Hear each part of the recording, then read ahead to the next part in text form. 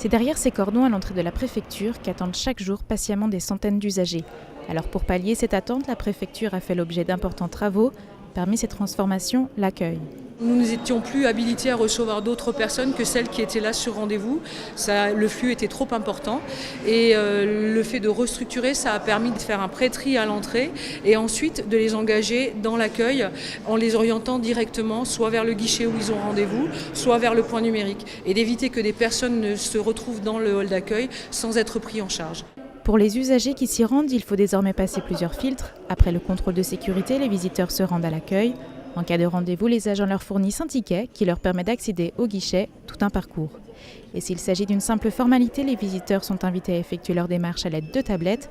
L'amélioration de l'accueil du public n'est qu'un des 11 chantiers de la préfecture, tels que la réorganisation des archives, le réaménagement des bureaux ou encore la numérisation, engagée sur 3 axes.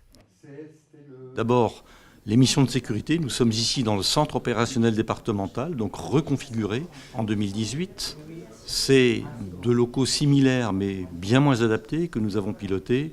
Les événements sur Port-au-Rhin et bien évidemment l'attentat du marché de Noël. La deuxième direction, c'est l'accueil du public, avec sur le bâtiment préfecture un accueil sensiblement amélioré permettant de limiter considérablement l'attente. Et enfin, c'est l'amélioration du fonctionnement interne avec la modernisation au travers de l'informatisation et puis des espaces de convivialité qui n'existaient pas jusqu'à présent et qui ont été aménagés. La rénovation du centre de gestion de crise s'élève à 800 000 € et devrait permettre de mieux répondre aux événements majeurs.